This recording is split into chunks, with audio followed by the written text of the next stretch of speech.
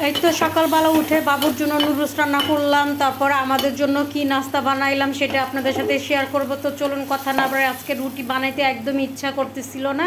তারপরে এই যে তাড়াহুড়া, এই যে পাউরুটি, আজকে পাউরুটি টোস্ট করব, একটু মসমস করে চা দিয়ে খেতে খুবই মজা লাগে, আর বাটার থাকলে আরও বেশি মজা লাগবে। তো আমার তো আর এই যে পাউরুটি টোস্ট করার মেশিন নাই, তাহলে আমার এই যে দেখেন চুলার মধ্যেই পাউরুটি খুবই টোস্ট হয়।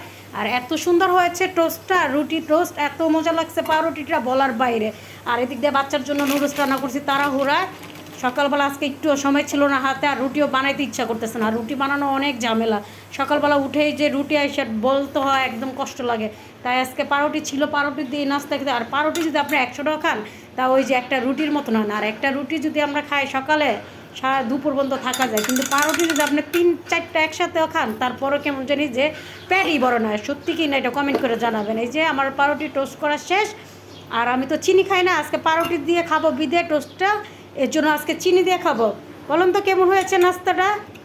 মাঝে মাঝে এরকম করে নাস্তা খাবেন, ভালো লাগবে। আর এক জিনিস ভালো লাগে না, আর বিশ্বাস করবেন রুটি ছাড়া আমার জীবন চলে না। তারপর আজকে এটা খাইলাম, কি করব, সময় নাই, তাই জন্য এই যে টোস্টটা বানাইলাম তাই।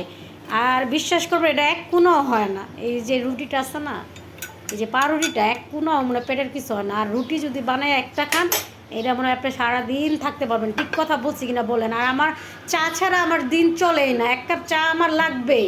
যতই কাজ থাকুক আর যতই ঝামেলা থাকুক আর যতই যা হোক, চা ছাড়া আমার জীবন চলে না।